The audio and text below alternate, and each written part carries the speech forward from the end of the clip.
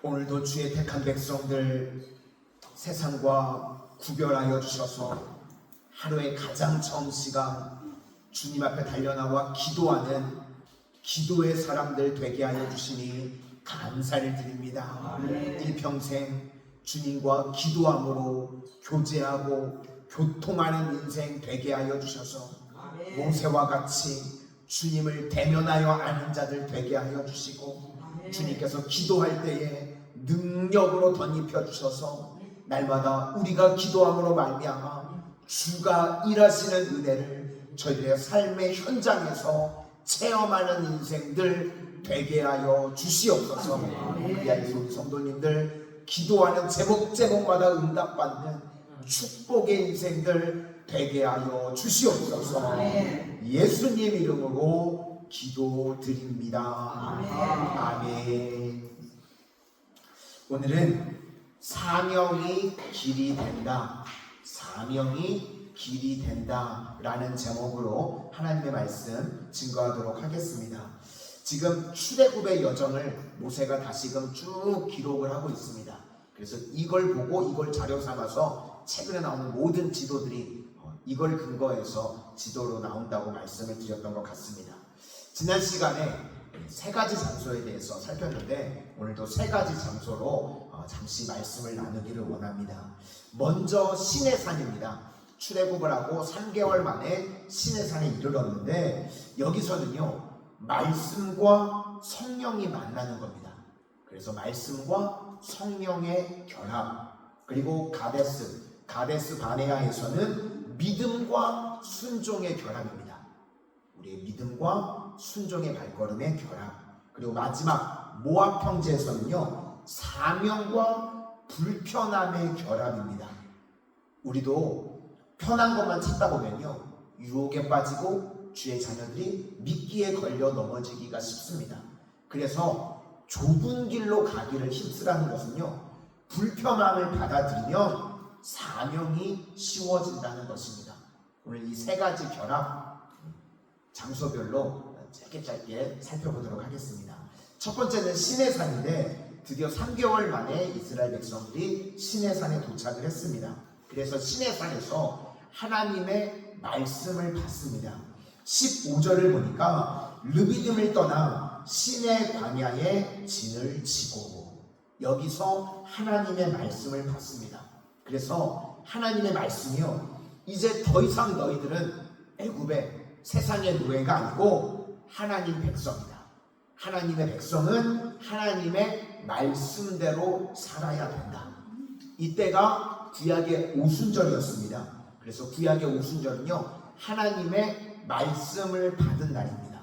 그런데 모세가 말씀을 받아서 산에 내려가 봤더니 어떤 일이 벌어졌습니까? 금송아지 우상 숭배를 했습니다. 그래서 그 죄악으로요 3,000명이 죽게 됩니다.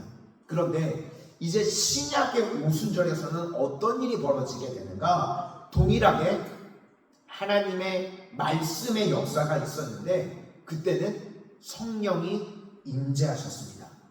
그러니까 하나님의 말씀과 성령께서 손을 잡으니까요 부흥이 일어나게 되더라는 것입니다.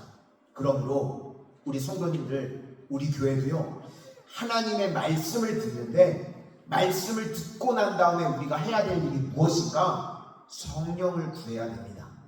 우리가 인사 때마다 성령 충만하십시오 그렇게 인사를 하죠. 그래서 말씀과 성령이 결부가 되면요 대량 추수, 부흥이 일어나게 되는 것입니다. 날마다 기도할 때는요 저는 우리 교회에 그런 부흥이 임하기를 꿈꾸고 있습니다. 우리 교회가 말씀과 성령이 손을 잡음으로 말미암아 엄청난 부흥이 일어나는 그런 우리 교회가 되기를 소망합니다. 두 번째는 가데스 바네아에서 이제 12명의 정탐꾼을 가나안 땅에 보냅니다. 여기서 불순종했죠. 그래서 38년 동안 광야를 뺑뺑이를 돌기 시작합니다. 이때 중요한 것은 무엇인가 하면 하나님이요 말씀으로 다 주셨습니다. 그래서 이때 필요한 건 믿음입니다. 주신 말씀을 믿는 겁니다. 그런데 이 믿음에서요 두 가지로 갈라집니다. 순종과 불순종, 이렇게 갈라지게 되더라는 겁니다. 10명의 정탐꾼은 불순종했습니다. 이미 하나님이 말씀으로 다 주셨는데 믿음으로 받지 못하니까요, 불순종했습니다. 그런데 갈렙과 여호수아 2명은 말씀에 순종합니다.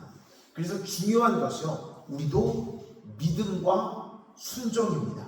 이게 결합돼야 가나안 땅으로 들어갈 수 있다. 이게 가데스 바네아입니다. 객관적인 평가는 어땠는가? 민수기 13장 27절을 보니까 우리를 보낸 땅의 간증, 과연 젖과 꿀이 흐르는데 이것은 그 땅의 과일입니다. 그러면서 포도송이를요 어깨에 메고 왔다는 겁니다. 얼마나 과일이 컸는지 하나님이 주신 축복의 땅이 맞았죠. 그런데 10명의 정탐꾼들은 불신의 보고를 합니다. 민수기 13장 32절에 이스라엘 자손 앞에서 그 정탐한 땅을 악평하여 이르되 우리가 두루 다니며 탐지한 땅은 그 거주민을 삼키는 땅이요 거기서 본 모든 백성은 신장이 장대한 자들이며. 불평하고 악평합니다. 이때 여호수아와 갈렙은요 믿음의 눈으로 봅니다. 민수기 13장 30절에 갈렙이 모세 앞에서 백성을 조용하게 하고 이르되 우리가 곧 올라가서 그 땅을 취하자 능히 이기리라. 우리도 광야와 같은 인생을 걸어가는 여정 가운데요 반드시 가데스 바네아가 있습니다. 우리 성도님들 바라기는요 어떠한 상황에서도 불평과 원망의 말은 제하여 버리실 수 있기를 바랍니다. 그래서 우리에게 필요한 거는요 믿음과 순종이 결부돼야 된다는 겁니다. 순종은요 걸음 플러스 고백입니다. 입으로 시인하여 구원에 이르느니라. 예수님께서도요 병 고쳐주실 때 보면요 그냥 고쳐주시면 될 것 같은데 뭘 자꾸 물어보십니다. 눈먼 자에게 제일 원하는 게 눈 뜨는 거 아닙니까?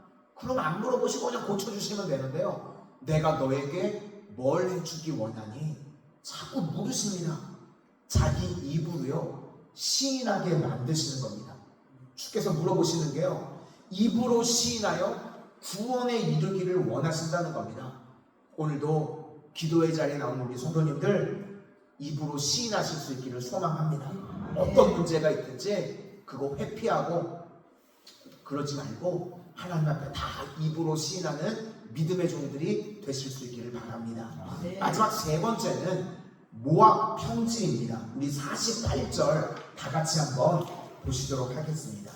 48절입니다. 시작. 아바림 산을 떠나 여리고 맞은편 요단강가 모압 평지에 진을 쳤으니. 원래 이 지금 모압 평지는요 아모리 왕 시온이 불법으로 점령하고 있는 땅입니다.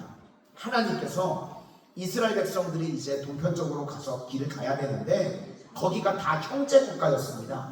그래서 암몬 건들지 마. 그 다음에 그 밑에가 있는 데가 모압도 건들지 마. 또 에돔도 건들지 말랍니다. 동편으로 가야 되는데 암몬, 에돔, 모압 그러면 거기가 다 동편에 붙어있는 나라인데 길이 없는 겁니다. 그런데 이상하죠. 하나님이 거기 건들지 말라고 그러는데 자꾸 이끌어 가시기는 동편으로 이끌어 가십니다. 그러면 좀 머리가 도는 똑똑한 사람 같으면요 안 움직일 수가 있습니다. 왜 그렇죠? 길이 없는데 내가 왜 그쪽으로 가? 너무 당연한 거죠. 그쪽 건들지 말래요. 길이 없는 겁니다. 근데 하나님은 동편으로 이끌어 가십니다. 근데 그때 백성들이요 순종하고 걸어갑니다. 길이 없어 보이는데요 하나님이 이끄시는 대로 그냥 순종해 갑니다. 그래서 가서 봤더니 암몬과 모압 사이에 그 사이에 있는 땅을 아모리 왕 시온이 불법으로 점거하고 있었습니다. 하나님이 그것을 공격하게 하신 겁니다. 처음에 갈 때는요 이해하듯 공감이 안 됩니다. 근데 말씀에 순종해서 걸어갔더니 아모리 왕 시온이 점령하고 있던 모압 평지가 이스라엘 백성들이 지나가는 길이 되었다는 것입니다. 사명이요 우리 인생의 길이 된다는 겁니다. 우리가 많은 수가 그러죠. 하나님 나 좀 그만 괴롭히세요. 힘듭니다. 나한테 사명 좀 그만 주세요.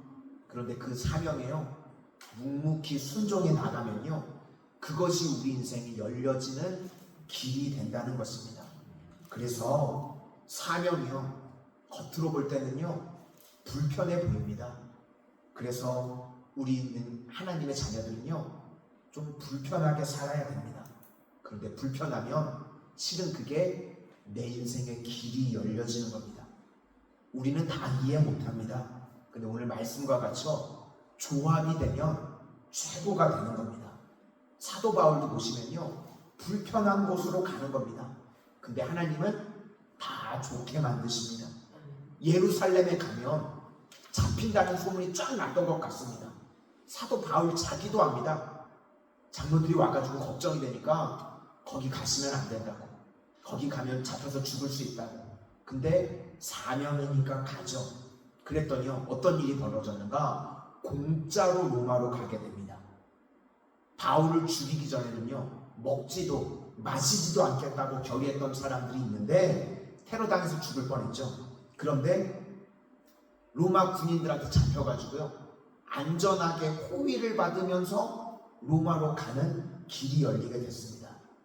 불편함을 선택했더니 길이 열려집니다. 또 드로아에서요 자기가 가기 편한 쪽은 아시아 쪽이었던 것 같습니다. 근데 성령께서는 불편한 쪽으로 가라는 겁니다. 거기가 마게도나죠. 그래서 갔더니 복음의 길이 또 열려지게 되고, 또 자꾸만 빨리 일이 진행됐으면 좋겠는데 머뭇거리게 만드십니다. 사명의 길이요 하나님이 잡아주셔요. 왜 그런가 봤더니 거기서 동역자 루디아를 또 만나게 하십니다. 이런 인생이 바울과 성경에 나오는 인생으로 끝나는 것이 아니라 내 삶에 임하게 만드는 방법이 무엇인가? 사명과 내가 불편함으로 살겠습니다 라는 것이 손을 잡는 겁니다. 이게 합쳐지면요 어마어마한 능력이 내 삶 가운데 나타나게 된다는 것입니다. 오늘도 이런 승리가 있는 주의 종들이 다 되시기를 주님의 이름으로 축원합니다. 기도하겠습니다. 사랑의 주님, 오늘 말씀과 같이 저희들도 이렇게 두 가지가 결합되어지는 인생들이 되어지기를 소망합니다. 하나님 주시는 말씀과 성령이 결합되게 하여 주시고, 저희들에게 믿음과 순종의 발걸음이 결합되게 하여 주시고, 사명과 불편함이 결합되게 하여 주셔서 합력하여 선을 이루시는 하나님의 놀라운 은혜를 체험하는 복된 인생들 다 되게 하여 주시옵소서. 예수님 이름으로 기도드립니다. 아멘.